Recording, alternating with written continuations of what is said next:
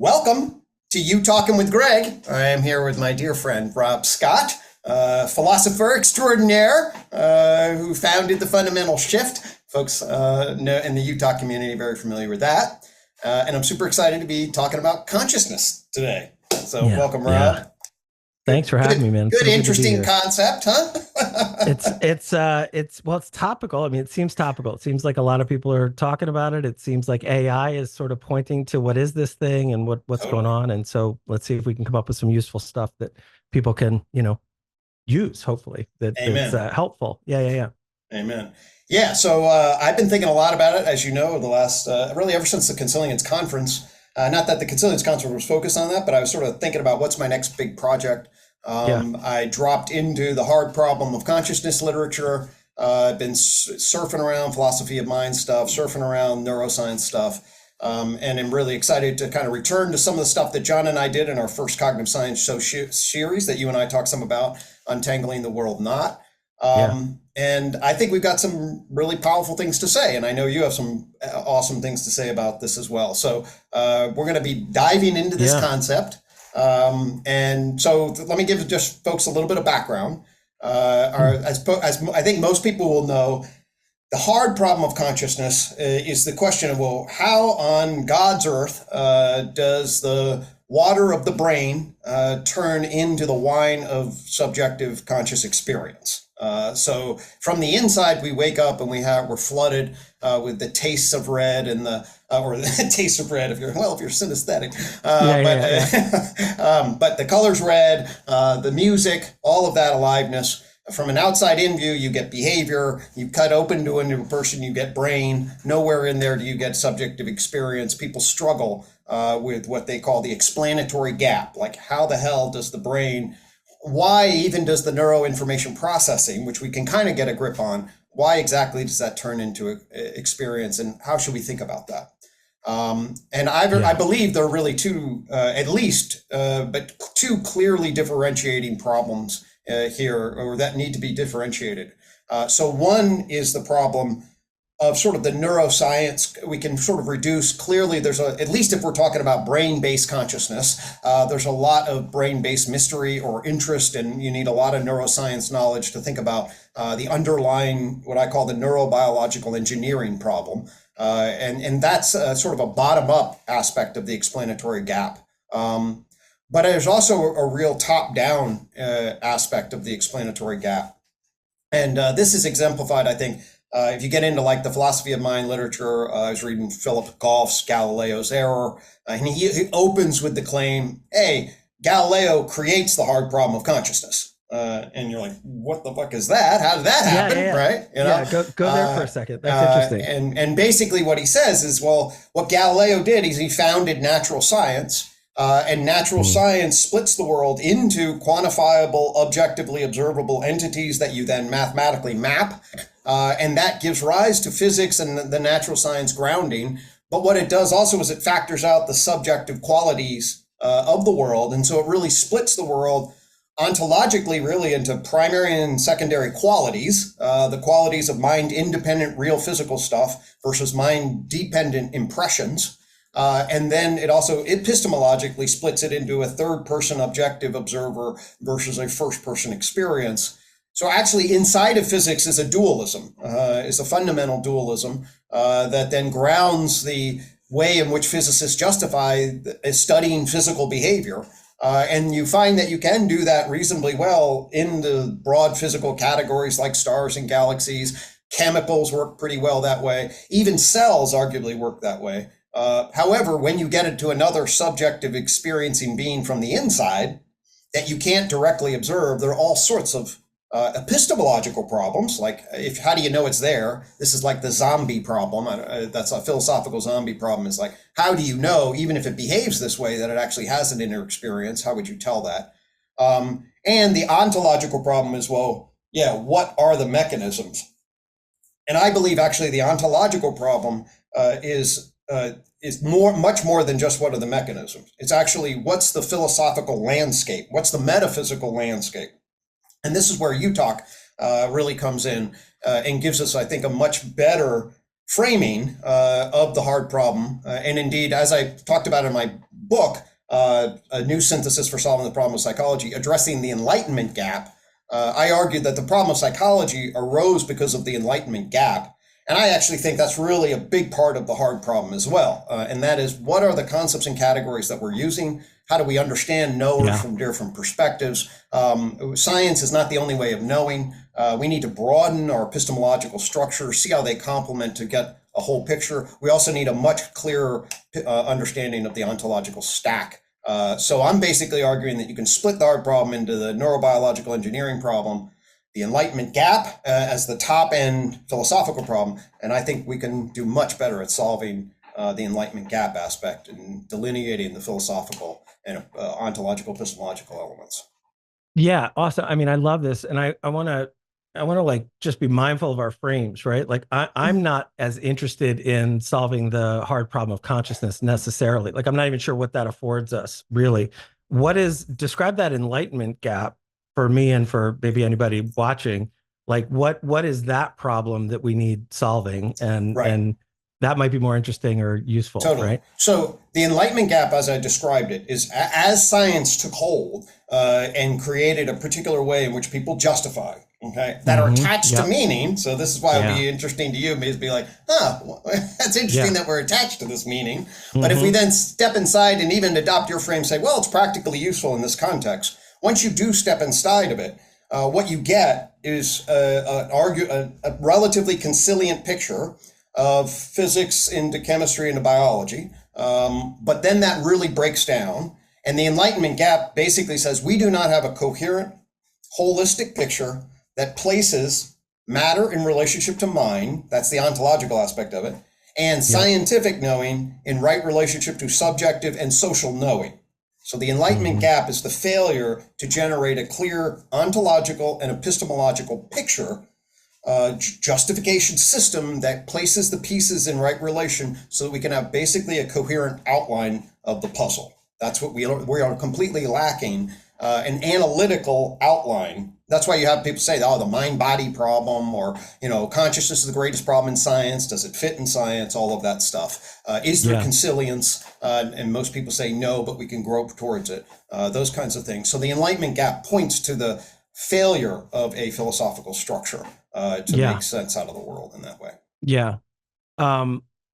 It's interesting. So like one of the things that sparked you and I deciding to have this conversation was a talk that you had with Michael Levin and John Vervaeke all together. And John had said at one point, without quoting exactly, like, we really need a fundamental, I think it was psychological shift or something, like we need to do something. Otherwise, we're going to be stuck nominalizing and in duality in these ways, right? This sort of judgment justifying mind of really abstracting into knowing. And so it's deeply interesting because we have this problem of knowing and honestly the problem of the knower, right? Like what is this knower? And as soon as we're being a knower, everything underneath that's driving that is kind of assumed or almost unseen to us in some sense. And so part of what I'm trying to help the world with in general, certainly my clients and anybody who will listen to me, is to gain awareness of some of those frames and functions as the most useful thing to do. So one position here, I mean, there's 1,000 things to talk about, but one position here is to notice when we're driven as the knower that's trying to do all this categorizing, et cetera. That is then in a sense, in a way that almost like Gödel or whatever, like is saying in some of the math stuff, that we end up with this subject object problem, right? It's almost like this recursive, as soon as the self is involved, there are problems of knowing on all kinds of levels, right? And so understanding what the self is, understanding that play in what consciousness is or whatever. And by the way, we're not even, if we start with the hard problem of consciousness, we're sort of going, well, there's this qualia, and then there's all this factual matter stuff out here, and that, how do those mix? But it's already almost making it the human kind of consciousness that we're talking about. And there's lots of arguments for maybe other kinds of consciousness or other ways that things can be conscious. Maybe the whole thing is consciousness. If you talk to, Bernardo Castro, like there's all kinds of ways to think about this. So like loosening our grip, or at least seeing the assumptions that we're talking from, is one level of awareness that we can do with our consciousness, right? Completely. To self-understand what's happening here and what problems we're attached to and what's most important, et cetera. So that might be a whole lot of ways of saying very little. But the No, I think call it's is to, really, yeah. I think for me, here's what I'll see if what is our what's the fundamental stance we want to be taking Mhm. ultimately. And Yeah, even that is a bit more of a propositional grip than but we have to talk in language. So yes, what I'm hearing, what right, I've learned right. from you, and what I embody is there we want to be both wary and aware of the lensing dynamic, Yes, you know, yeah, and we want to hold that in right adaptive relation, and we don't want to yeah, get trapped through it prematurely or right. maladaptively or frame that, oh, there is the truth now, right, that Mm-hmm. we're then Mm-hmm. committed to in a particular way that is Yeah. not necessarily true to isness, to our fundamental Mm-hmm. capacity to be aware of being in the world. Yes, yes. Um, and I'll go so far as like, why is that useful? Like we could be, well, somebody comes in and they're not even sure what epistemology means or ontology or what are these guys talking about? The reason to me this is useful is that that drives all of the conflict of self and other, right? Like that's what's going on. So just another sort of side note from that same conversation with you, and I think John said this as well.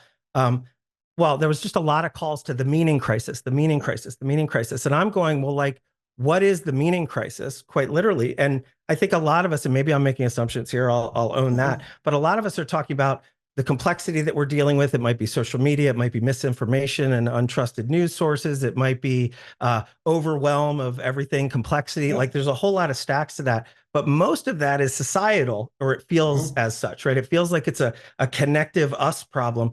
I'm arguing on an individual level, we have nothing but constant meaning crises, right? Like Right. we're not very good at understanding the meaning or being flexible in our meaning, knowing when to grip and when to loosen, right? And so at the core of this is a relationship with our own consciousness that takes what I call, and it's my business name and everything, but it's this fundamental shift in Right. our capacity of attention and attachment and meaning making that is profoundly useful at the individual level. And then I would argue at the societal level, because we're not going to have healthy societies unless we have healthy individuals that are making those up, right? Societies, Totally. in a way, are really an idea, right? They're an expression that we can judge and call, but there's no society I could go like talk directly with in a certain way unless I was talking to individuals in that society, et cetera.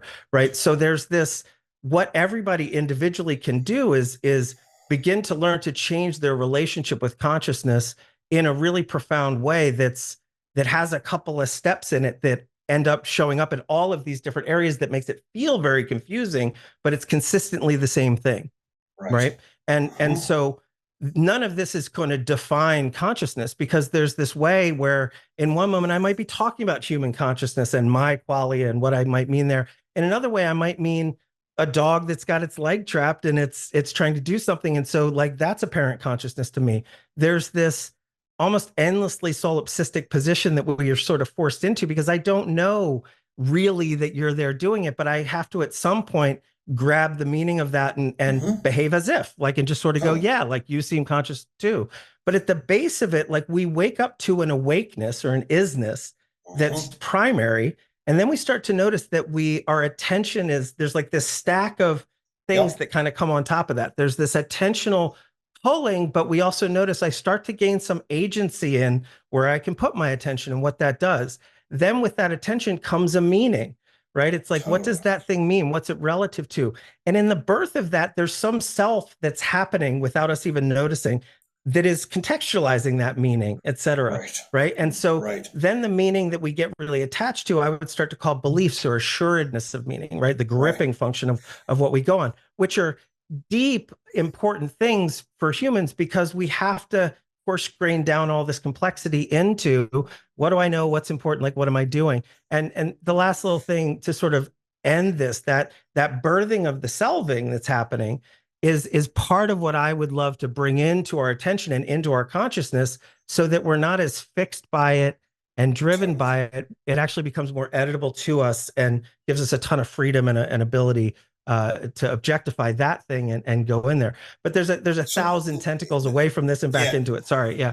no, that was great. Actually, let's, if you're willing, let's back up a little bit and just Yeah, let's just slow this down for people, for okay? sure. Because you Yeah. just ran through what I think, and this is really one of the things that in my own study, one of the things that I really want to do is I want to help us increase the richness of the vocabulary that we can talk about, so that we can Yeah. gain access to this process and awaken Yeah. it, in ourselves, but also to the extent that we can collectively point to it and share in Yes. it, we can collectively Yeah. socialize in its awakening, right? So it's both individual and societal. But here is I agree with you that there's a fundamental shift, right?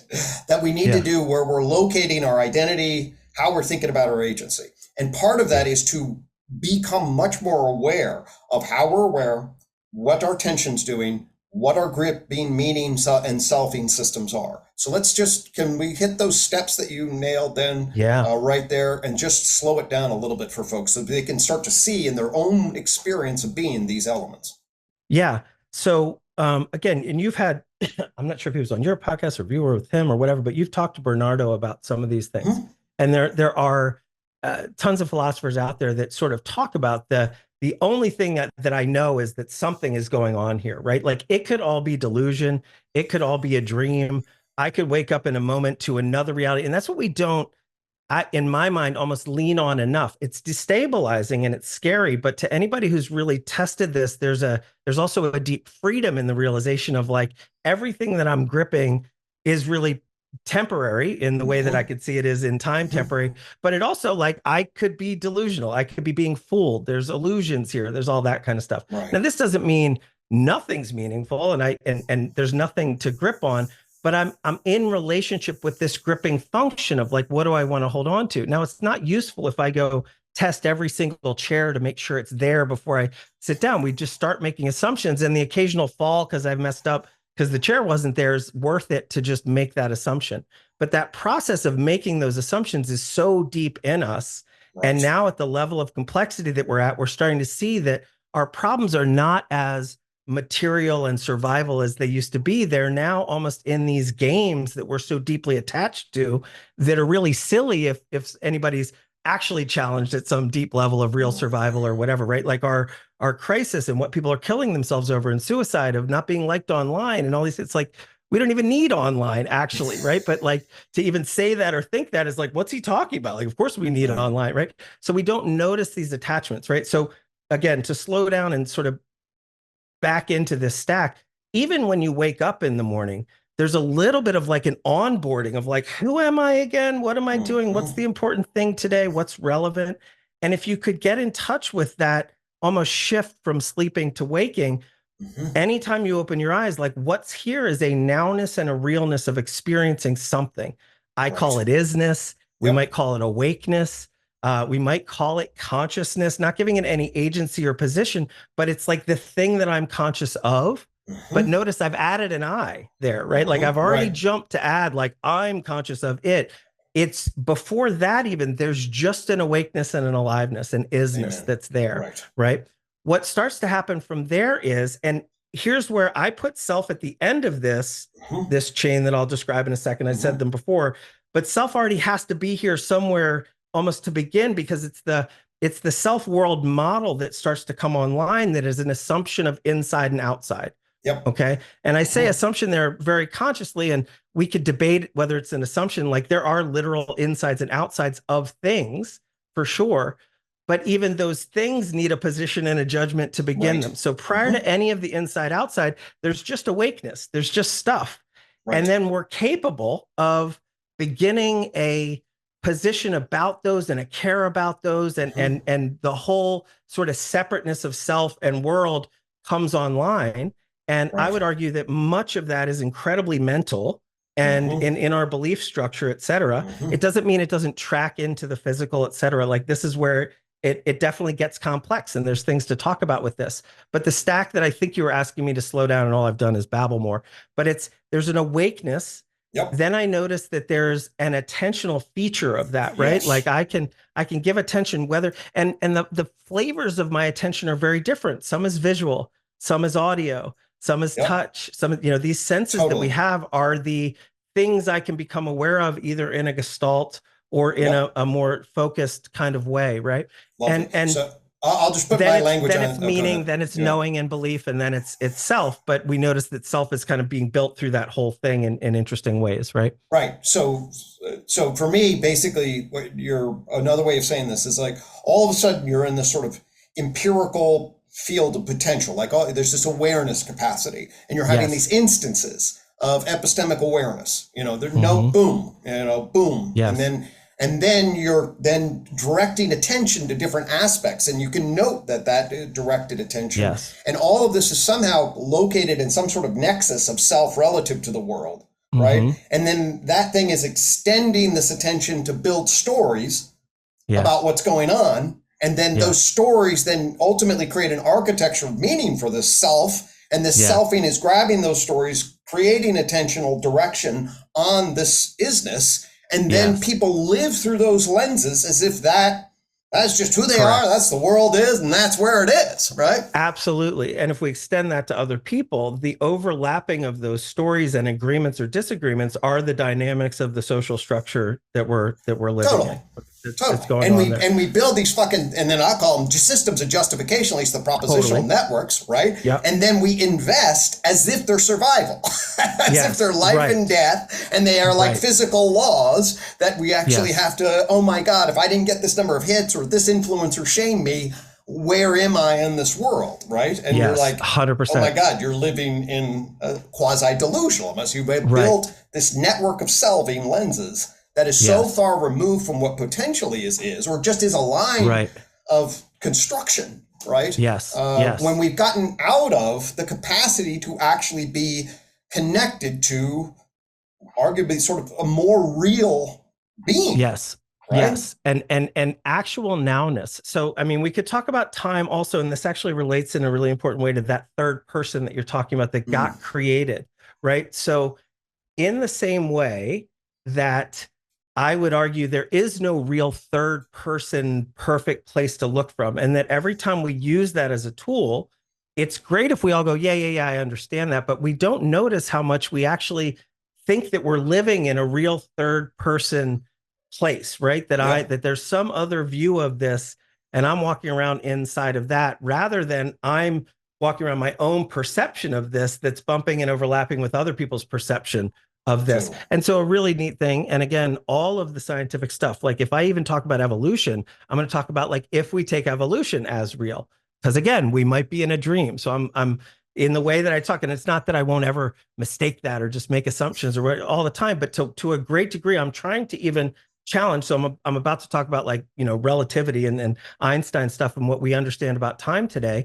But those are not final answers, right? I doubt that in 500 years we'll all feel the exact same way about time. In fact, there's many people challenging time as this emergent thing. I would say that it's very useful, at least, to think about time as a subjective kind of judgment center Mm-hmm. of what's happening. And what's always in the middle of that is an isness. So forgive me for jumping around a little bit, but That's cool. you just said, so there's this kind of awakening that happens, and you're exactly right, because that's what I'm describing, this kind of getting up out in the morning.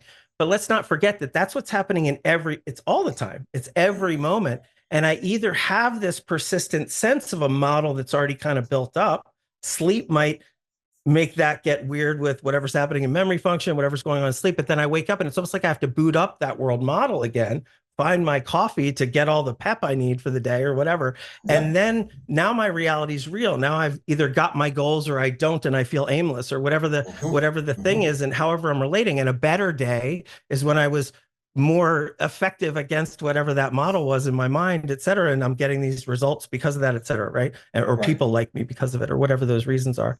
But the reality is that doesn't just happen in the morning and then time is now real. It's all the time, right? It's a nowing that's happening all the time. And we can always put down that model to come back to a more real or more direct, let's say, less storied relationship with isness.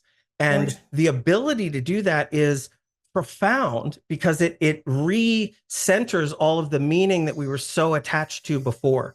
So if we ask two cultures that are warring, how will they ever get out out of it, they're going to have to make different meaning about stuff, because if they hold the same meaning, their meanings are in conflict, so much so that they're letting their young people kill each other and they're bombing babies and whatever's happening, right? Like, so Right. they have to rethink their relationship with the meaning about what they're holding to be true and their belief structures that are going on an individual level. If I'm arguing with somebody, like, I have to know how to be able to do that.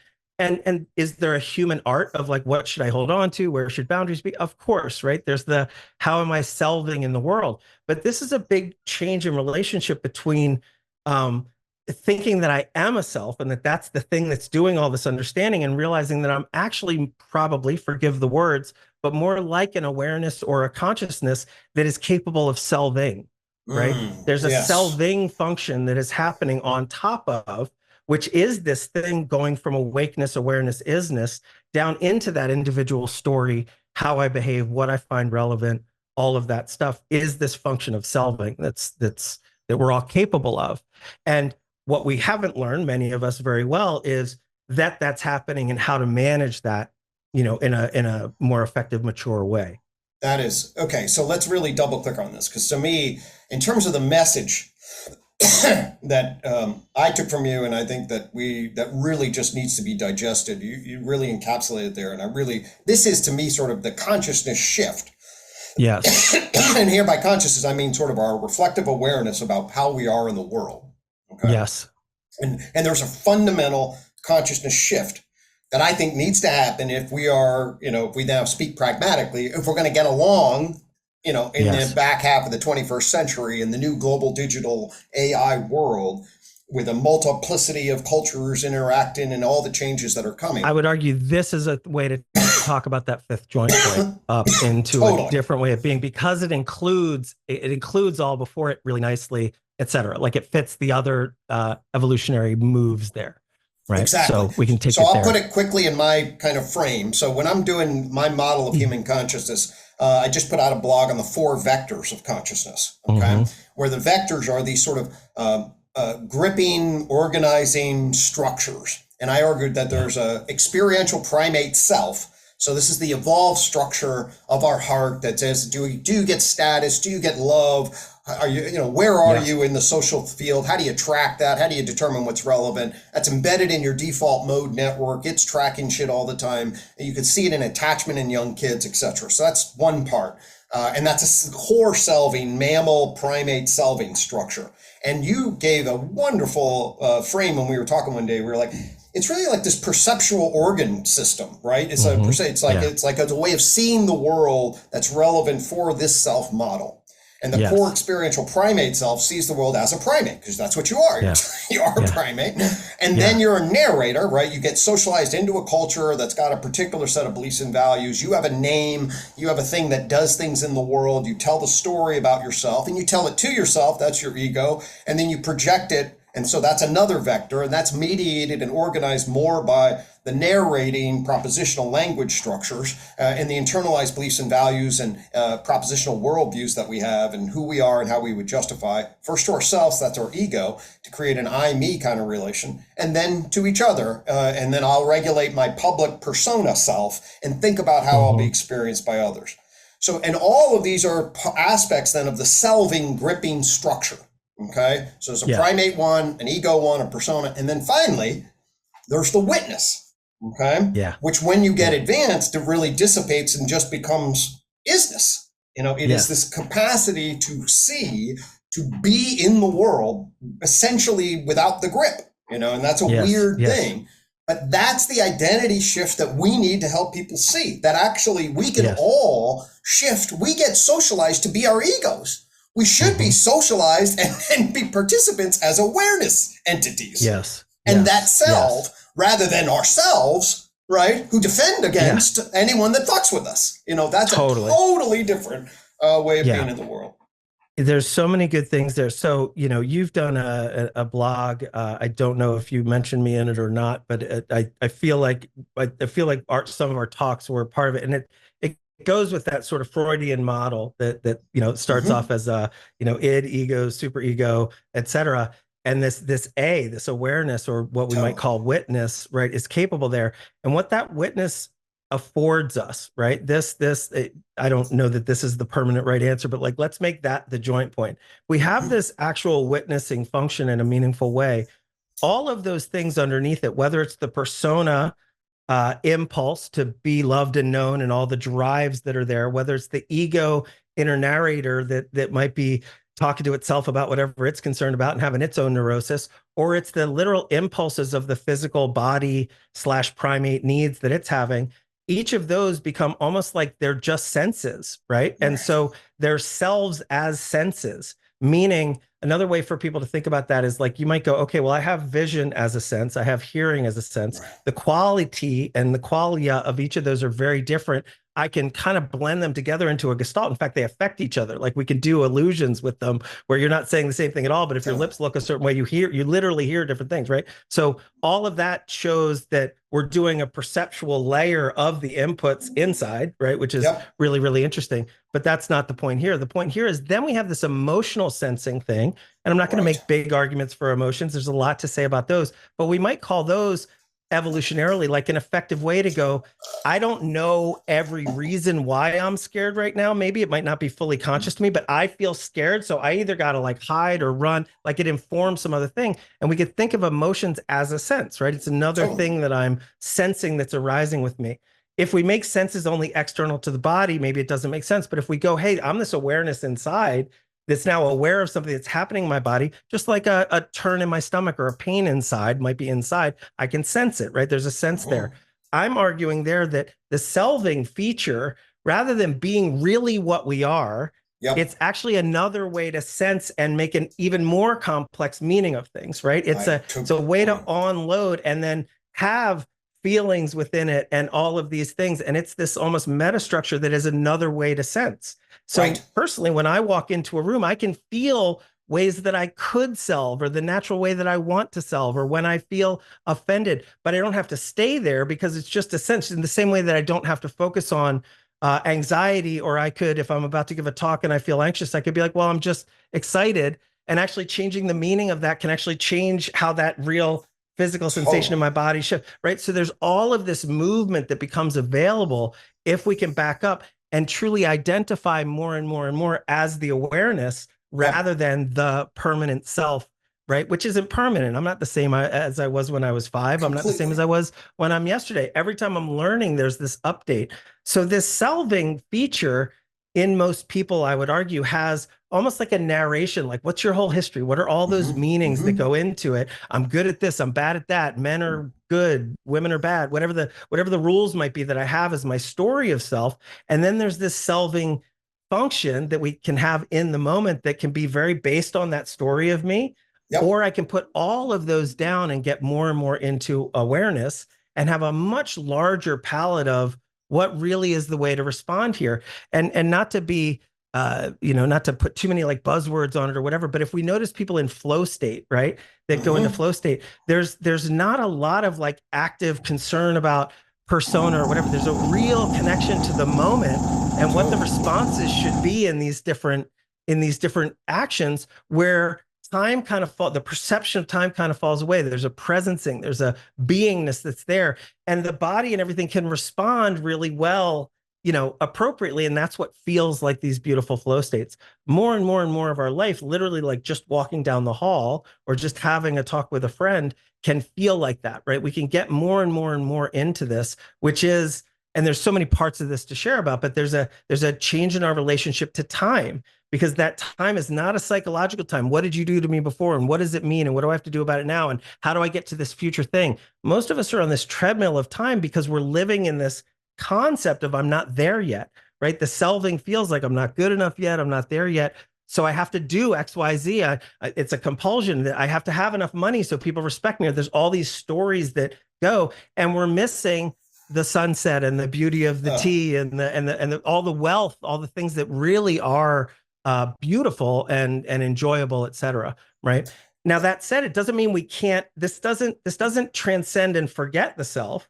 Right. This transcends and optimizes the self, because I don't have to carry all of the silly delusions, all of the bad meanings that I've made. I can optimize, and just like I want my primate body to be fit and strong and healthy.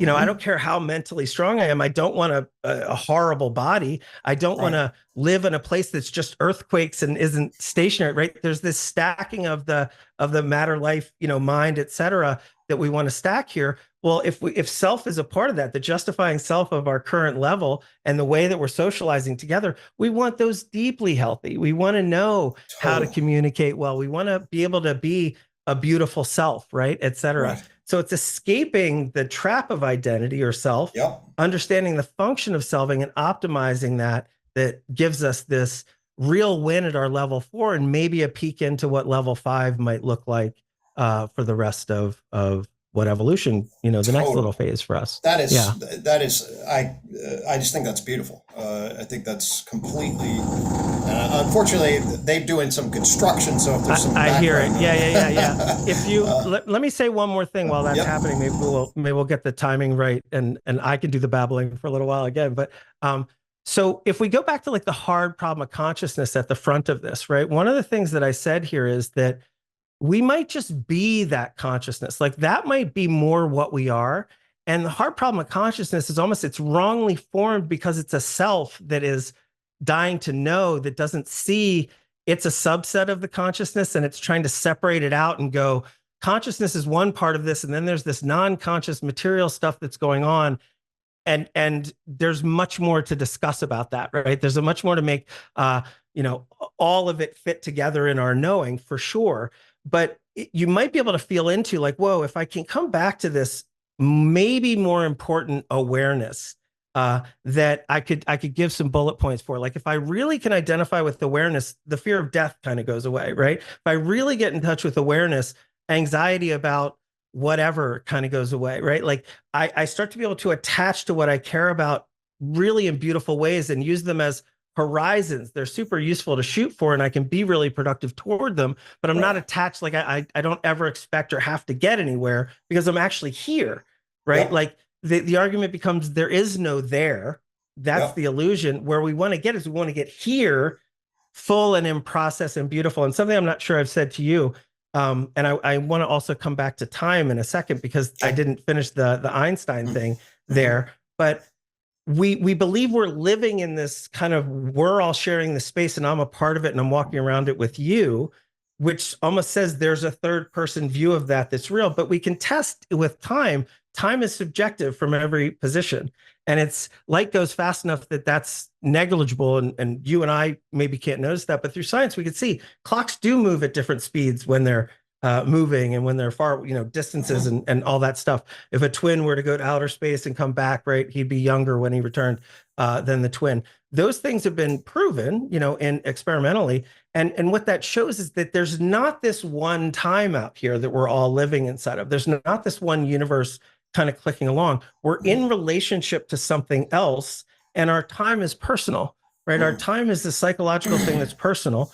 And that is super important because that can get us more in touch with the fact that like, oh, I'm in relationship, not directly with you as much as my perception of you. And so, if I'm deeply offended by something, I get to now work on my perception of you prior to like having to change you, right? Like it becomes a much more like, there's much more for me to be in control of in here.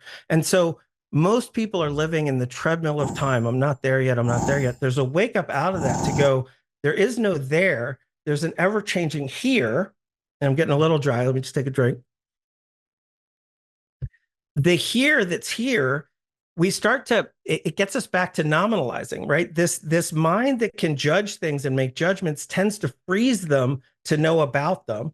But everything seems to be a process, even the now, even if and this is weird because if I'm going to take away time, how do I call it a process? But I want to describe that isness or awakeness seems to be a process. There's an energy there, right? At the bottom of the whole stack of the tree of knowledge that we often talk about is energy isness, right? There's this energy there. There's a movement, a being that is the consciousness, I would say, right? That is the aliveness of any moment that I'm having, right? Like that anytime I look, there's a feeling, there's a color, there's a something there that's a process rather than a frozen thing. And I think people that are lost in nominalization and start thinking, well, if I'm just in the now, what would I do? Just sit on a stump and do nothing and starve to death or whatever, right? And so there's this real change that we all need if we're going to move to another level in consciousness and understand these things differently in our relationship to time and in our relationship to nowness / isness in a profound way. And that might have just gotten weird, maybe too much for this talk, but that's some of the wrestling that I think we have to do that'll be really valuable to people if we can get to it. Yeah, I mean, I think that raises all sorts of really cool potential questions. For me, and those are definitely worth exploring. I guess, and I'm sorry if this is. Let me know if it sounds pretty. It is way loud and unexpected. I can hear you. It's playing a part. We got a third guest on the call here. Right. Yeah. We can actually. Maybe I'll just pause it. Okay. Welcome back to part 2 with Rob Scott after we were rudely interrupted by a jackhammer downstairs. But, oh well, the external world does impinge upon our consciousness occasionally and I have to make adjustments. So No doubt. Yeah. So, good to be back. Yeah. Welcome. So we were just getting into some really cool stuff, I thought, and I want to pick that up. So talking about consciousness, what its elements are, the issues of awareness, attention, self, and I also want to then go into sort of maybe the wisdom of consciousness at some level, and then sort of an analysis of consciousness at a more propositional level. We talked a little bit about that, but maybe we can just sort of pick it up.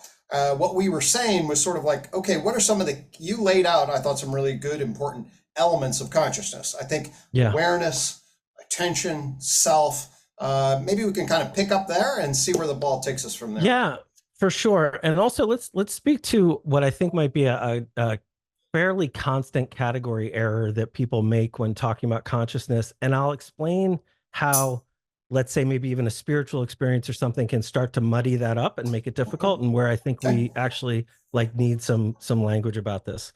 So one thing is that often we're talking about a self. I talk about identity a lot. What we're talking about when we say those parts of consciousness is almost the birthing of a self-world model and an identity in its place, and how it plays in this, and how we can maybe pull that apart if it's useful, and how we could maybe even separate from it if that's useful in some way. So one category is like a conscious agent, right? So what is this conscious agent? Like, what is human consciousness? What do I do if I come in contact with somebody else that's conscious? And if we're trying to define that, that may not be the exact same as if we're starting to talk about the different levels of identification that we're capable of as individual humans that might be out in the rest of the world also, et cetera. And I will speak from somebody who's had experiences like this, where you can detach your identity from a self in a meaningful way into an isness in a meaningful way that's deeply profound. And then you don't have the same feeling of a conscious agent in the same way. It almost feels like self goes away and there's a field of consciousness that can happen. And so I don't know if it was online or offline, but we've mentioned Bernardo in the past, and we end up with these idealism, analytical idealism, or whatever those ideas are. And there could be a category, the error there of are we talking about the field? We talk about literally quantum physics and quantum field theory being one of the most useful theories that we have. But at the level of quanta that we get down to, physical, Einsteinian science starts to break down, and we start to describe things in fields, right? Hilbert field space and all that. So this gets incredibly complex and weird. And I think we can jump in our descriptions of things from different perspectives and not always know like where we're talking and what we're talking about and what actual claims we're making, et cetera. So lovely. That just to confuse the space before we kind of jump back in here, I thought I'd mention some of that, right? No, I think that's really we make errors there a lot. Yeah, and I thought, I mean, let's just remind folks of what your fundamental stance is in fundamental shift, right? Yeah. And identity shifting, which is the normal state of the world that we get socialized into, certainly that I lived into, is, I'm me. I'm a conscious agent. I've got to decide stuff. My consciousness is about the world that matters to me. That's just the natural stance. Right? Yes. But actually, if you learn to be in the particular world, you realize it's a form of selving, There's actually there's Yes. a gripping that resides itself potentially in a much larger domain of awareness. It's a fundamental shift on the Yes. radius of what we're thinking about and about what we're identifying with. And it Yes. is, and the identity shifting represents an aspect, a very useful aspect of, but clearly a subset of consciousness broadly defined. Right. Is that Yes. fair? Yes, absolutely. And I think like even in Keegan's model, you start getting up into these or integral theory and things like that when you start talking about causal levels. And I think when a self hears causal, they might think, oh, that I'll be at cause more, I'll cause more things. But what I think that often means for people differently is I'm being caused, right? In a Right. different way. There's a way where my own agency dissipates. Action doesn't stop, but I'm being caused. I'm almost being pushed around in these really interesting and potentially beautiful ways. So I don't know if that's an interesting distinction also, but especially if we're trying to define consciousness or do whatever, it's going to be a moving target depending on what level of agency we're talking about and what level of intelligence that we're talking about as well. Amen. Uh, I'm noticing that we may be getting a little bit of lag here in at Yeah. least in the video. But absolutely. So let's. Well, where would you like to start? Would you like to Yeah. get into the agency kind of dimension, or do you want to go Ab- broad? Absolutely. I really do. You're really breaking up on my end too. And I thought about that before. I don't know if, and this can just be an aside that we, end up editing out or keeping in. It just depends on the quality of it.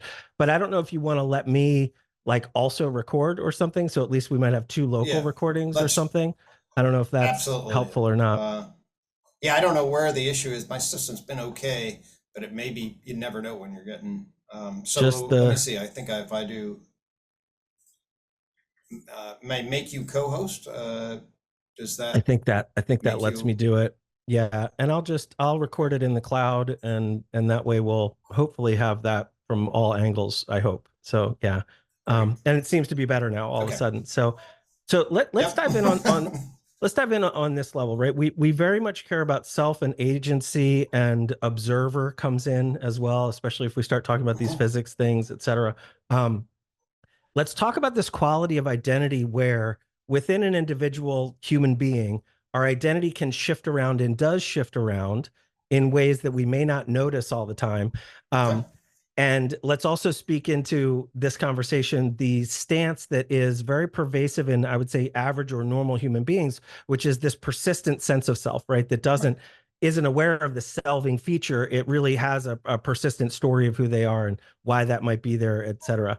Good. One of the ways that I want to talk about identity, and I don't mean to jump around too much, but I just heard Mike Levin, who we already Okay. talked about the talk you Sure. had with him, describe what consciousness might be, and I would argue this is at that agentic level, and Okay. I'm pretty close to quoting here. I wrote it down.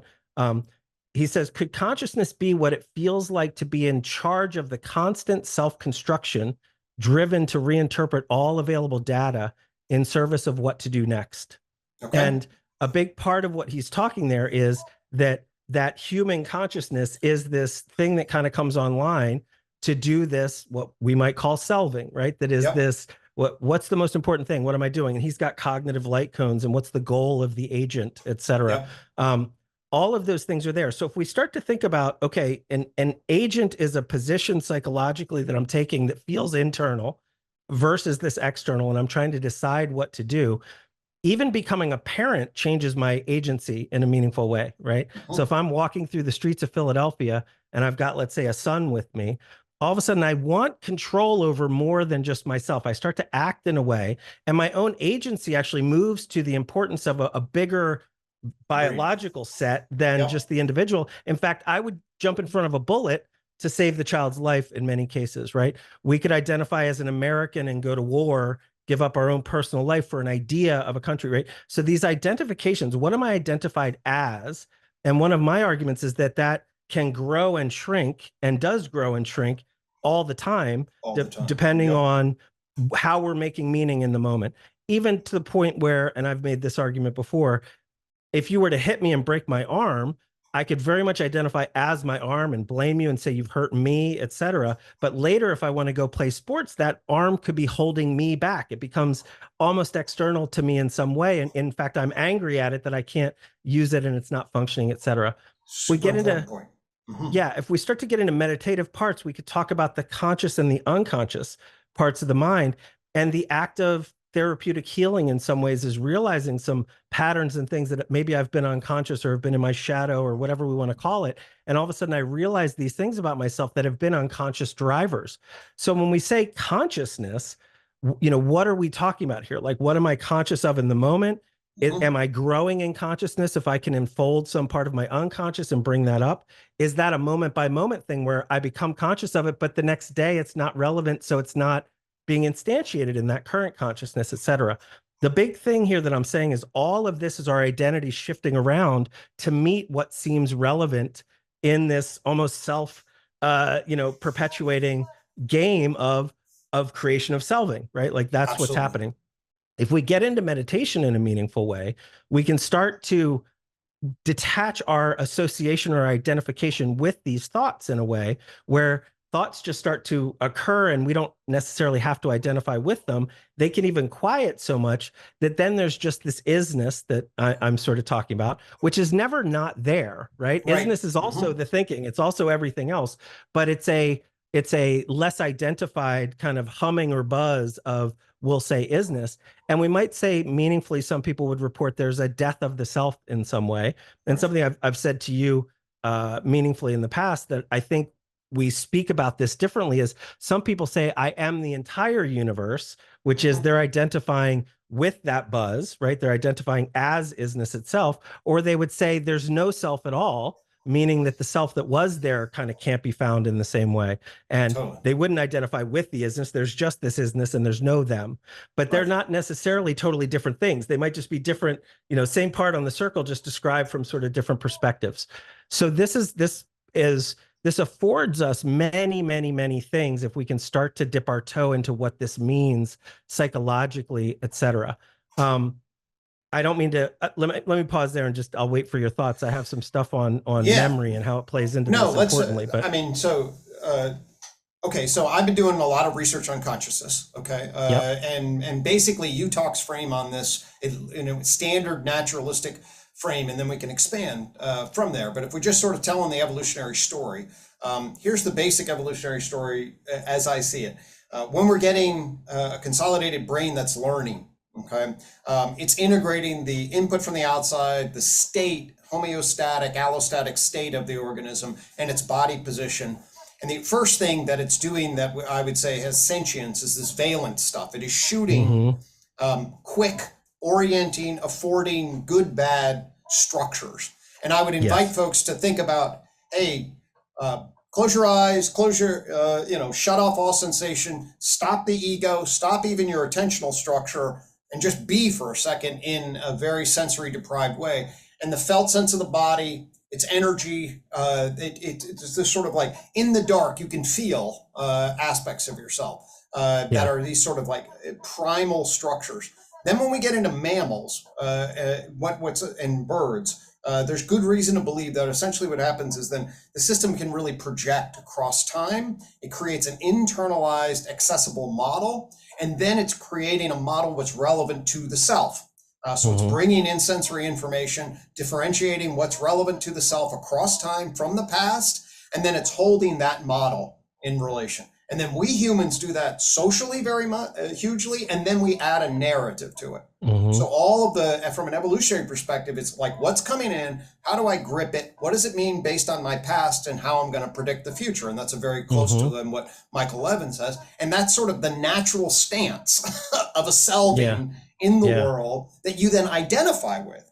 But what we're saying here is we can track the shifting of identification process. That's what's so incredible about what you emphasize here, right? It's like, it seems like it's when it's in the backdrop, when it's the lens we're looking through, it just feels like what it is true, right? Yes. But when we take off do the John Vervaeke move, and then we watch the selving lens that we're actually doing and watch its massive flexibility, that's at least one way to achieve a perspective, a step outside of the selving Yeah. perspective, right? And then for me, through a lot of conversation with you and other structures, it is the watching of that shift from into a metacognitive observer, a separate witnessing function, and then even in sort of a non-dual, even Yeah. that frame seems to dissipate. So I'll Yes. just, that's Yeah. just an echo back to what I'm hearing you say in relationship to how I would make sense out of it sort of in a UTOK framework. Absolutely. Yeah. So I love that. So again, um, depends on what we're trying to do here also. Are we trying to pin down consciousness and name it? Right. Is consciousness the thing that all this is in, or is consciousness the expression of something in relation to non-conscious Right. things, et Right cetera? now, I just wanted to put it there, just Yeah, to give totally. folks, a Yeah. frame of reference at that level. And both of those are useful, and both of those are just words, and it's our ability to like come to these things. I think it's really interesting to talk about memory in an important way, because the automatic feature, the self that we think we are, let's honor that and say that that's got this huge evolutionary feature where like I am taking these learnings, what do I know, and then I'm applying them in some way.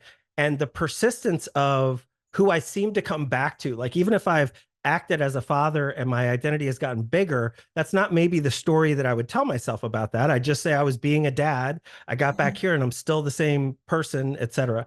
um, if we're not paying attention, if we're not watching this, that's happening in our lensing, meaning that we're looking through it, we're not looking at it, so we're not seeing it happen. And what comes back is a very natural, healthy state for most normal people is I'm just this self, like this is what's going on. But that self is constantly relating to the story of themselves and the story of what they know. So this is going to touch on what it is to know, but also the use of all the memories and things. And part of this has a deep, in my work, a deep, I would say, therapeutic thing that it affords us if we can understand memories differently. Okay. Most people have the sense, in the same way that we feel like a self very naturally, we also feel like our memory is a real representation of things that happened. Right. And I would argue that for us, it's much more like this bow tie structure that is also kind of mentioned in some of Mike Levin's work. And this is not just across memories only, but the idea here is that as things happen, there's a fat amount of data, and we could talk about this in information and physics terms as well. But there's a ton of data that happens. We don't remember all of the data. That is not actually what happens. We're doing a compression thing down to the center of a bow tie into what is the meaningful things that I'm supposed to remember about that thing. Absolutely. And that is actually, in any kind of data compression, you lose all the details about it. You get to a salience or a relevancy of like, this is the important thing. That The guy was gist of it. mean. The Or gist. this is where food was, et cetera. And this is how Right. Mike Levin, the reason he's talking about this in at least one case, is his how can a caterpillar retain memories over to a butterfly, which has now been testable, when Right. the whole brain has turned to mush and everything's gone away. So like, where are memories, what are memories, et cetera. Totally. That's a So lovely question. right. So Yeah. so all of a sudden these butterfly have useful memories when they're not even in the same space. They don't have the same body architecture to use the information in the same way, but there's some salience about, let's say, a color associated with food that they then tend to go toward had the caterpillar been trained a certain way. So for us, what we do is, if let's say somebody comes with a deep trauma or something that's been incredibly difficult, and so now they have a meaning about themselves and about the world, maybe about other people or men or women or the economy, and money's bad, whatever the belief is, that is in the self as a meaning, right? As a memory that's justified in our justification system about why things are how they are. So it goes into our truth claims, and it gets, when we're deeply attached to it and identified with it, I would say it goes into the level of belief, meaning that it's an assuredness of meaning. We're sure Right. that it's true. If we can realize that our memories about things are actually salient abstractions of things, the other side of the bow tie is we have to be creative with how we then extract that salience. And that salience on the other end is a creative act of using whatever was salient with current context and with what's most appropriate. So in terms of a butterfly, if it has some association that got stored somewhere about red plus equals food or whatever, Right. that can then reapply itself creatively to a whole new body architecture and a three-dimensional space instead of just 2D leaves or whatever that a caterpillar is capable of walking on, to use that in a whole new way to be usable. One of the problems with our current selving function, if left unchecked, often we'll get maybe a positive delusion about ourselves. Maybe we'll get something that's not entirely accurate, but it's a deep optimism that isn't exactly right, but maybe it affords us big wins. I've recently heard Elon Musk talking about unreasonable optimism in his latest Tesla talk or whatever. And he's like, look, I'm crazy optimistic. I might get the dates wrong, but this is what forces these wins eventually, even if I miss on the timelines, et cetera, right? But in the same regard, we can have these incredibly deep negative, right, aspects that come in our truth and our relationship to our memory about stuff. So all of a sudden, if we realize the salient meanings of things that happen to us can be changed, and the application of the creative application of the salient things can be changed. And this is all without even leaving the self structure into a presencing isness meaningfully. I'm just talking about down into changing the patterns of identity that are the unconscious thing that kind of comes up as a self. Those stories can be deeply changed once we understand memory and meaning in a new way, and how we're selving currently against this backdrop sort of memory of what my story is and what my goals are, et cetera. And so this gives us an incredible flexibility and agency. Right now, I'm not a stuck agent that is bad at this and is good at that and will die at this time. And because cancer's in my family, I'm going to have cancer. Like whatever all those things are that I might be kind of coming into that afford all kinds of current behaviors, should they be what I'm focusing on and what I find to be true. I get all this cognitive flexibility to quite literally be a different person, right? Turn into a different person with different ways of being in consciousness or being conscious of things, et cetera. And this is, just to tie it back to consciousness. But that feels really important to me to understand. But this is our relationship to all knowing as well, right? Collective knowing, et cetera, because we get down to salience and then we have to reapply that knowing moment by moment by moment. Totally. Let me throw in an example from psychotherapy. In terms of, in terms of when we ask, what's psychotherapy doing? At a general level, and I've recently talked about this, there's common factors that basically says, there's a loving relationship, you show respect for somebody, you mirror them, you give them that's nourishing, let them work through, give them new perspective. And there are general contextual processes. However, if we ask, what is the fundamental curative? Is there a curative mechanism that undergirds psychotherapy? Many people would say, to the extent that we can answer that is yes, it's in what's called a corrective emotional experience. Okay. So these corrective emotional experiences, well, what are they? Well, now in the neurobiological world, we can specify corrective emotional experiences through a lens of memory reconsolidation. Okay. So memory reconsolidation is very similar to the bow tie that you just get. So we will get the trauma stuck in us in a particular way that carries the gist and the meaning for the self. And then there's all these defenses around what that is. And then you're operating through the defenses of that. I tried to do something. I failed. My father came and told me I was a piece of fucking shit. And oh my God, I'm a piece of shit. And now I spend all my time pretending that I'm not, fearing that I am, and having an entire structure and relationship to that. And as I get contact with that, I'm like, and all it does is hurt and suck me in to, I hate my dad, shame me, I feel a loser. And now I'm trying to avoid this. And if I get pulled into it, it's just an absolute nightmare. Okay. But in a corrective emotional experience, when you're pulled into a psychotherapy relationship, you can hold that, bring that into the field and transform what it might mean, right?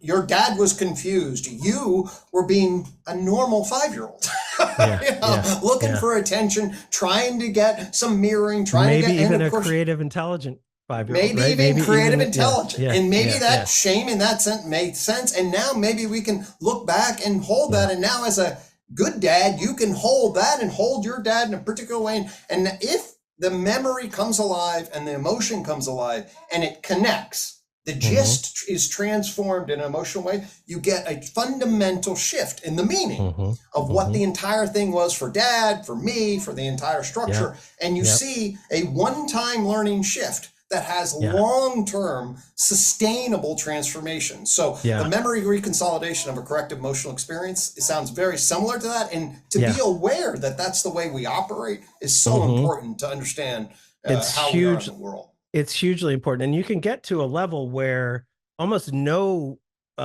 non-useful meaning gets to live very long. It's just not it doesn't make sense to ruminate on that, right? If once you understand attention and you do all this, we've said lenses a few times in this. Clearly, I've taught it in other things around in your world. But I want to point out that when we have those deep meanings of the first way, before that person has had that memory reconsolidation experience, right? I call it story casting in mine. We also do repatterning. Like I've got these different tools that do some of these things. We end up with a lens that is true for us. And I love that you mentioned that we might be publicly pretending it's not true, which is a huge energy suck, and it's difficult. And we're so concerned with other people think and how is that represented? But what's going on behind the scenes is very true for us. And the way we keep justifying is because we're looking through a lens. And the feature of a lens that I'm talking about here is just like these, it's altering how we see something, but it's built to be invisible to us, meaning it's in our unconscious or it's subconscious. It's not obvious to us. So what happens is I start to explain all these other kinds of things in my life to make that continue to be true, because it is my truth up to that point, right? So even as a young child, past 5, at 7, when I didn't make the baseball team, it's because I'm not talented, because that friend turned me down, right. I'm also not popular, right? These rules that become very abstract and total go into this deeper and deeper and deeper story about myself. And that lensing just gets thicker and thicker and thicker and potentially deeper and deeper and deeper. And it's amazing how just a memory reconsolidation thing can kind of shatter all of that. But for people that struggle with this, it might be because it's in so many dimensions right. of your life, right? That we have to get to a deeper kind of central thing about yourself for that to make sense to you and really deal with it. Because we could deal with a memory that was bad about a man and change a lot of thing about men. Let's say you're a woman who had a bad experience with a man or something, right? But then that doesn't fit your friendships with girls or your relationship with your mom or whatever, right? So it can be deep for people, and it can be deep in their sense of self that's very unconscious to them. So in cooperation with changing these memories, having us be able to put down the self in total and see right. that the self is this kind of creation selving mechanism that's happening, relevance making machine, right. that is incredibly, incredibly valuable. And the two of those things together, the fundamental shift and then the identity shifting in my language, the way I talk about doing it, those two things together are profound and really lead to people being very different forever, Completely. No, I've repeatedly said, and I'll say it again. That is the premier way to organize our lensing structures and to clarify how we need to be. And one of our mantras is in UTOK, toggle between self and awareness. That's essentially a nod to the fundamental shift and identity shifting. For sure. Yeah. Awesome. So I mean, there's a ton of other places we could go here. Is there anything that you want to get into or cover? No, I mean, to me, this is this is the wisdom end of understanding consciousness. So I'll put it that way. And I believe that fundamentally the fundamental shift you're talking about relates profoundly to the kind of shift. And I said this before, but I just will then echo this for the fifth joint point in the UTOK frame. And that is the kind of consciousness that we need as AI is going to be doing this thing, as the multi-global digital shift across cultures, as all of the things that are fundamentally transforming so quickly in relation. What kind of identity is going to be successful in this new world? And to me, one of the things that's really dangerous is we don't know how to form an effective identity. And this points to the kind of identity and fundamental identification and the right way to frame solving that holds it, that doesn't eliminate it, but also changes the core. And I think given where society is headed and all of the weird things that we're on the cusp of, how are we going to do that? This is points to how we ought to be thinking about it. Yeah. And your model at level 4 being justification based, justification systems, justification, that whole thing, if just for this conversation, maybe more, if we talk about this profound wisdom function, not just, I kind of understand it, I know about it, I understand it, but a real experience of what that means, being a way into a different kind of relationship. And part of the reason that I think that's important is if we stack that evolutionary tree of knowledge there, you, in one of my first talks with you, I joked about it. Well, if it's AI, we can almost remove these two layers, right? We're at a different evolutionary tree, which is a potential there. But let's note that the qualia experience that we're having is incredibly personal, incredibly beautiful, and it is not the linguistic justifying description of the out there. It is a connection with the isness in here, Yes. right?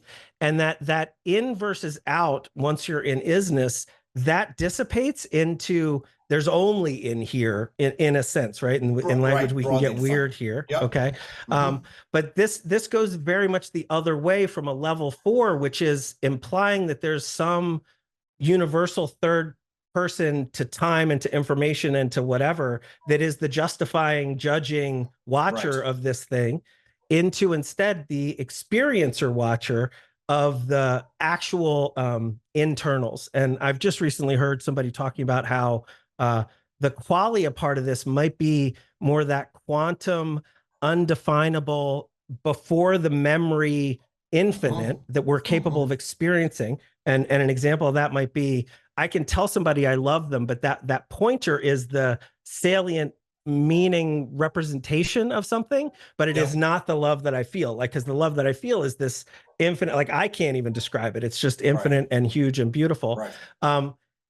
Getting connected and valuing the aliveness of that to get a little bit away from the justification representation level of things affords us a whole nother level of how we could relate to ourselves and to others in a way that I think is meaningfully different enough to start describing the fifth level in a really meaningful way. And it's different enough that it is not, it transcends and includes this justifying layer. Just like that includes animal mind, just like that includes, right? So this whole thing is stacked on itself. It doesn't make any of this wrong. It's just a different understanding and a different way that language comes together, our own relation. Honestly, our value system deeply changes, because I don't value persona and how I'm perceived in the same way. I don't value money and things in the same way. I value this actual beautiful thing that we all have, but we haven't noticed it all the time, of this real inner experience of isness that when watched becomes very beautiful. And it is non-dual, but you and I have had talks before. Well, how can you, if non-dual is the dropping of valence into an isness, how do you then call it beautiful? And this is maybe a problem in language. That's a longer discussion that I'm happy to have now or some other time. But that seems to be when you can resolve this and see the justification level evolve past it in some way. That becomes incredibly beautiful, because you see all the problems that it solves, not only for self, but potentially for society and for how we cooperate on planet Earth. And then use intelligence that's agentic in AI in really beautiful ways. And it's our fears of separateness at level 4 that have all the story of AI rising to, extinct us and care that much about us, et cetera. And that's another talk as well. So anyway, lots of directions to continue talking, but yeah, no, I'll just echo. Absolutely. I love the way you framed it as transcend and include. Really, it's sort of, Ken Wilber sometimes talks about the pre-trans fallacy, where we're sort of like, what's the reference? To me, this is a trans almost back into pre-connection, right? It's transcending the ego to afford some sort of metacognitive perspective, and then finding connection with isness in relationship to that. And that's, we played around the concept mind 1, 2, 3, and then is this thing, is there a mind 4 space that you can occupy? This is at least pointing to that kind of structure. And I believe fundamentally that is the kind of, that's the kind of process to be developed into that is crucial and is so beautiful and freeing and all sorts of different kinds of things. And I would argue in the evolutionary story there is a mind 4, right? And it takes experiencing it to be in conversation, to be around people, to sort of have that to get better language about what it is, maybe. Absolutely. So beautiful. We probably have about 10 more minutes. Is there, because we splice these together. And, sure. So is there any particular, given that, is there any particular direction or notes or anything that you had that you wanted to make sure we cover on the, there's 6,000, we can always come back. There's so much that's interesting about memory and representation, right? So this difference, this core difference between, like, if somebody's at the beginning of this and they go, what am I, how do I do any of this? I Okay. think one of the most useful things that I usually start with people is this beginning to understand when you're thinking and separating that from when you're experiencing. Right. So quite literally, if you were to like eat a strawberry, there Hmm. is the taste of a strawberry, but there's also narrative about it, right? This Yep. is good. There's Hmm. judgment of it. There's I should get more of these, etc. And it's incredibly frustrating for most people because they're not very capable. It's atrophied almost their Yep. ability to stay with the actual flavor. So this, that's what any kind of a sitting practice might be about. It's to start to notice. I'm going to notice when I'm thinking, but then I'm just going to come back to the sensation of my breath or what this candle looks like or what my skin feels like. There's some direct sensing, experiencing. And so from there, you can start to realize that thoughts and knowledge are in this representational space, right? They are abstract kind of representations of. Qualia is the experience of things, and to have a differentiator of that allows us to get out of the constant justifying representational space that most minds seem to be caught in, right? That Totally. we're almost teaching up how to do that. And Totally. so the ability to begin breaking up with that, not to notice that if the first thing you do as soon as you try to feel this and you have a second of it and then it goes away is to be critical, right? You've just done a triple negative neurotic loop or whatever, right? You've just like shamed yourself, which is just doing the wrong thing again. And it's really just almost like, could you celebrate yourself and then just do it again for another second? Love it. Or notice the next step that you're in, right? Like that Yep. space of giving yourself that freedom to go, I know I'm experiencing some things. I can feel an itch and I can feel my feet on the floor. Like I'm inexperienced somewhere, but just begin noticing that difference between, oh, that's a thought. Now I'm experiencing. And to then not trust every thought, right, is to just realize like that's just a thought, right? It sort of escalates the seriousness of our thinking in some way. And then the right thoughts can be grabbed onto and held and dealt with. The Totally. wrong thoughts can be ignored and put away. Let me And add that, a yeah, let me add a little bit to this, just because I'm in sure. now to trying to figure out the architecture of this at a biophysiological level. So what I think actually what you're pointing to here can be represented in the nervous system. I Mm-hmm. believe what's called the posterior hotspot. This is the backside of the parietal, occipital, and temporal lobe. They're tertiary Yeah. integration systems. I believe that our experience of isness can be at least mediated here. And what Yeah. that is doing is what it's basically giving us a model for what our skin and senses are experiencing in the Yeah. world. So you have the Yeah. exterior sensation, right, where what's called technically transduction. That's where your nerve system's hitting the outside world, or it's hitting your gut, or it's hitting the way Mm-hmm. your body is. And then we build this cortical representation, and that's where, and it's the immediate mapping between those things. Then what happens is you have your temporal lobe, hippocampus, and your frontal lobe system, and what they're Yeah. doing is they're grabbing, putting memory on, and running tape forward to plan what the fuck it is, and a Yeah. default mode network says, and this is how it's relevant to you and why it fucking Yes. matters.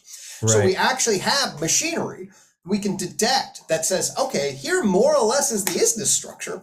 And then Mm-hmm. here is the memory structures, the frontal lobe planning structures, and Yeah. the self-modeling structures that are actually grabbing that thing and guiding you into the world, which is Mm-hmm. necessary. But man, we spend so much of our time gripping and narrating. And then when we get trapped in the loops that we then grind into our nervous system, oh my Yeah. God, do people just suffer endlessly? And Endlessly. so the shift to, oh my gosh, I can actually be identified with my fundamental, raw, true, embodied experience of being. Yes. That's unbelievable, Yes. right? Yes. It's unbelievable. And so many things are afforded there that are what we think we want in the representation. Like we think we're trying to get to a comfortable space. And so we'll do all of this uncomfortable stuff to get to a thing and then not be good at sitting in the comfortable space. Like, because I then haven't practiced being comfortable at all. Right. So there's a way to be comfortable with so much less if we can detach the stories and see the illusions that we're sitting to and what's driving us and the meanings that we're carrying and that we're putting onto that. Mark Solms has a really clear model of what's going on, and it gets into active inference and all these things, and where in the brain that you can turn things off with anesthesia or whatever, all that stuff.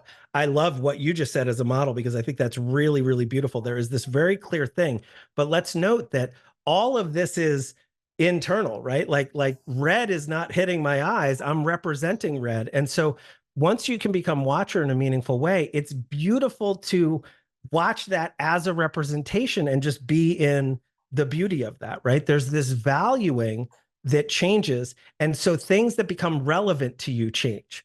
And that might sound scary to a self that's got all these big things that it's so sure are relevant. Don't change my relevance, man, because then I won't get all the things that matter. But if what matters changes, and having everything you want is much easier to do, it's a totally different path to a life that's actually successful, actually effective, actually, not stuck and in all the big ways. So if I go back to like, what Mike Levin is saying about consciousness, right? Could consciousness be, and I don't hate something like this as a definition of agentic consciousness, because we are getting into Markov blankets and sensing and acting and representing inside. What is that whole thing, right? So could consciousness be just what it feels like to be in charge of this constant self-construction, driven to reinterpret all available data? Like, what's my context? What are my memories? How do I mash that up into what the agent should do?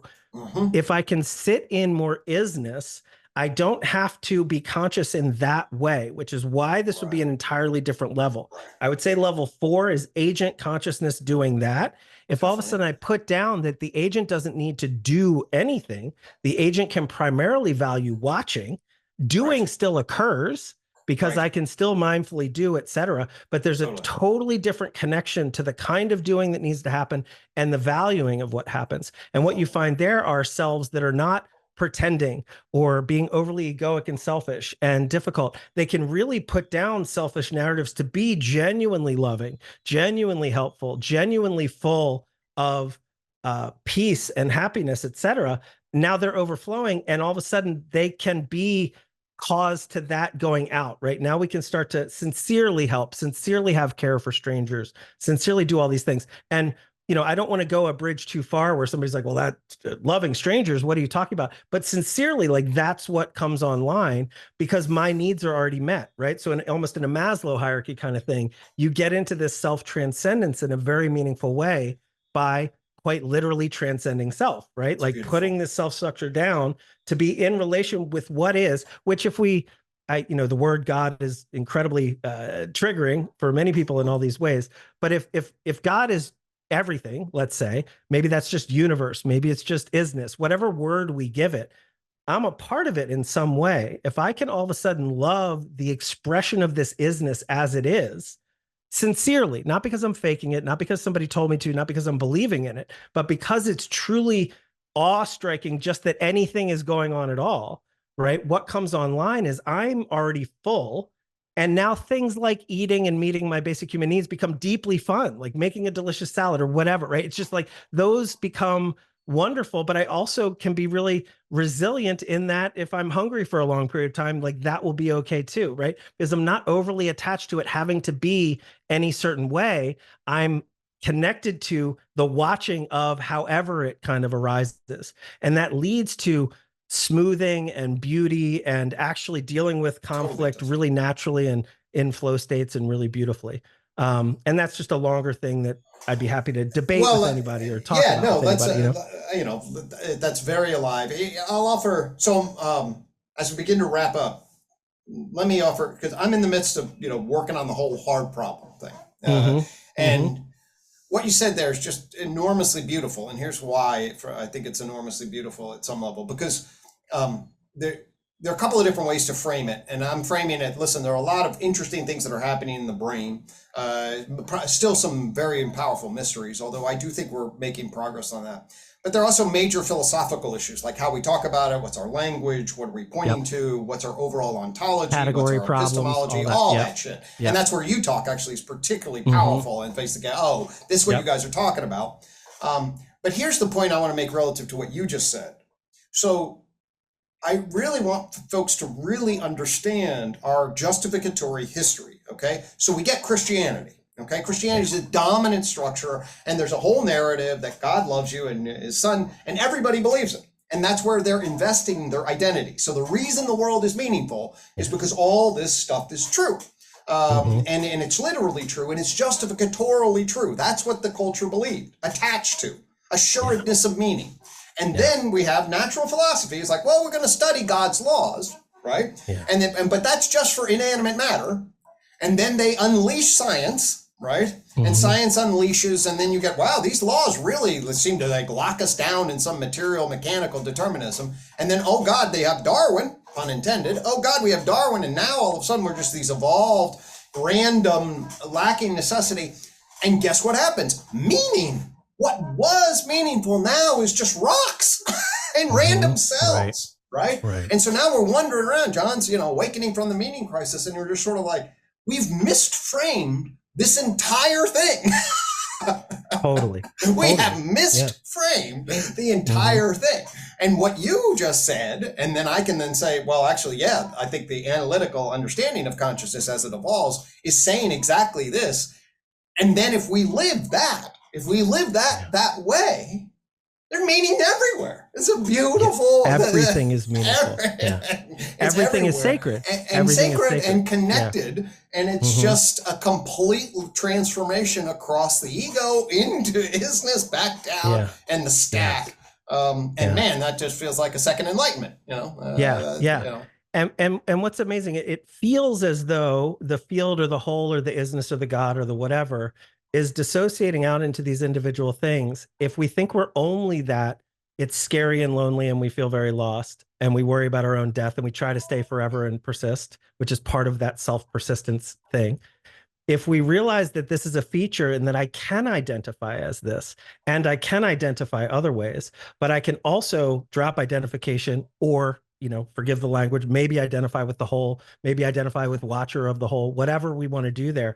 It affords this beauty of the whole level of living that's so completely different than just whatever we're doing now, like trying to amass digits in a bank somewhere so that I can play golf later. I don't know what the thing is, but every moment becomes this sacred play of me and isness playing with itself in a beautiful way that's profound. And when you can start to do that with other people, you end up in incredibly profound places too. But it doesn't take away the individualness. It doesn't take away how much fun it is to like play guitar in front of somebody really well, or do jujitsu in a beautiful way, or be excellent as a human and an individual. Those are still incredibly fun. And I think too many maybe Eastern traditions and other things might vilify the ego, and self is the whole problem, and it's wrong, etc.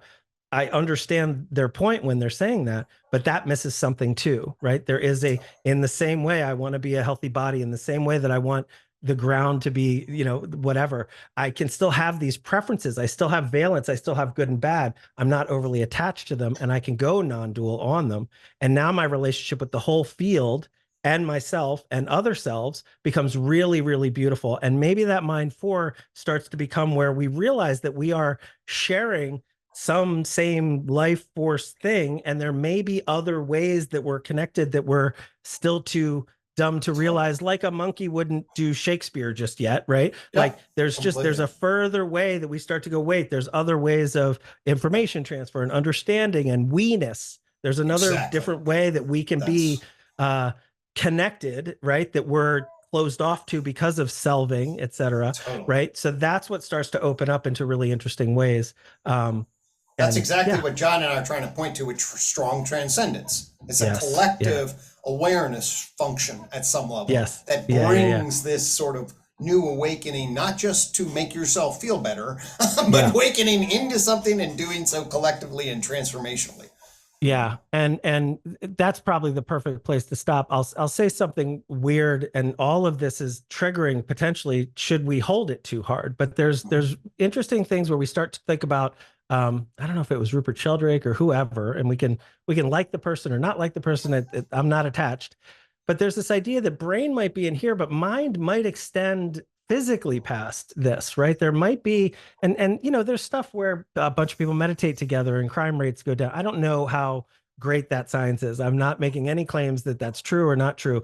But you can feel when a person walks into a room in a certain way. I think he was saying that there's tests where you can feel when somebody's looking at you, right? At a statistically significant way, that if people are trained to follow somebody, you're supposed to look at their feet, not their back, because they'll notice if you're looking at their back, right? So there might be some actual connection, that's somehow maps to the physical in some way, which, if we're going to get past the dualistic idea of mind being totally separate from the physical, et cetera, what does that look like, right? And so these are just wonderfully interesting places to play and find use in, rather than get overly attached, et cetera, because we're just going to keep evolving and we're just going to keep knowing differently.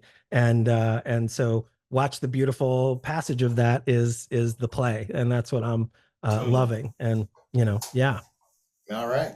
Well, yeah, no, that's a beautiful summary. So, I mean, there's agentic consciousness, this self trying to grip in the world. We're getting a perspective on that. We're growing around that. There's a fundamental shift we can make. And if we do, I think the future will have a better place. So, thanks so much for your work, friend. Deeply appreciate it. I love it, man. Thanks for your time. It's been amazing. Thank you. Yeah.